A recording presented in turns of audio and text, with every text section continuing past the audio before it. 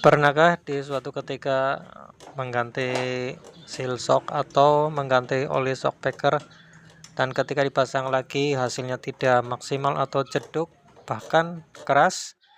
Ini dia solusinya. Oke, yang pertama kita lakukan penggrisan ya di asoknya biar kinerja seal shocknya tidak begitu berat atau tidak seret.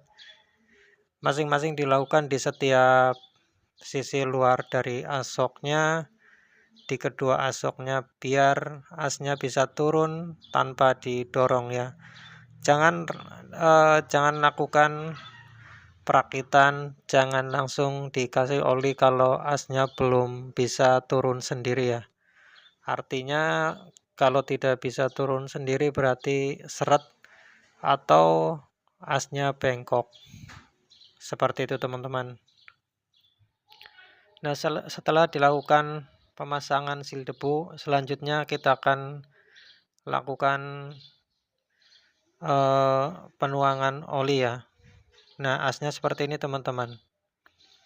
Untuk olinya sendiri bisa bebas ya, tapi dianjurkan ya oli shock. Lebih bagus lagi itu oli samping. Itu kekentalannya tidak terlalu ya. Encer juga tidak terlalu. Kalau yang merah ini biasanya cepat ganti, paling beberapa bulan juga udah kinerjanya sudah menurun. Nah, untuk takarannya sendiri biasanya saya di batas garis ini ya. Untuk shockmatic ya, khususnya untuk shockmatic karena setiap shock itu beda-beda takarannya.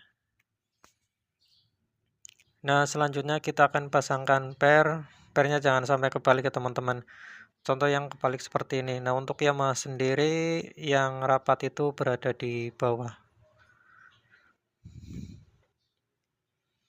Pastikan pernya itu melebihi asoknya ya, atau 2 cm 3 cm dari asoknya, karena kalau kurang dari itu biasanya nanti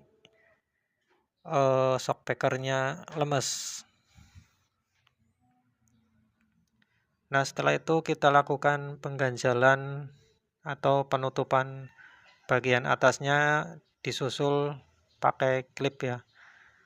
Kita cek dulu apakah dari o-ring penutupnya itu ada kebocoran.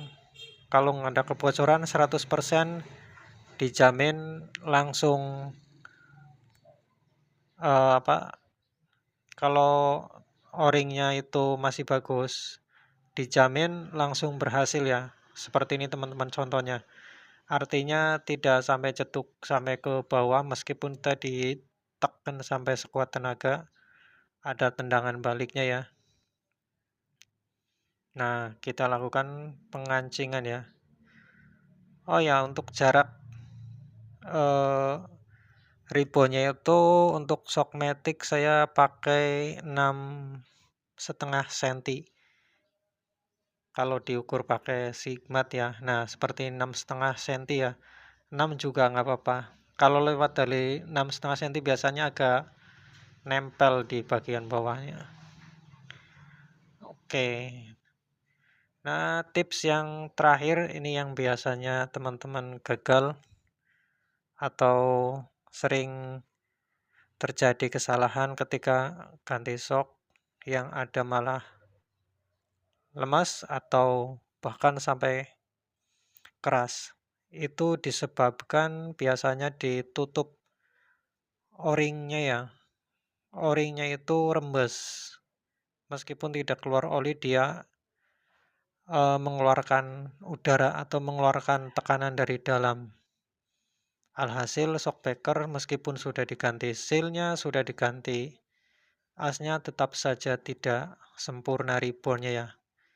Nah, untuk mengakalinya saya pakai seal tip ya teman-teman, cukup mudah. Karena biasanya o-ring shock breaker itu susah didapat di toko-toko ya. Akhirnya diganti pakai seal tip. Lebih baik diganti yang baru, tapi di setiap toko mungkin jarang ada yang menyediakan o-ring tutupnya ya. Jadi di seal tip saja juga masih bisa.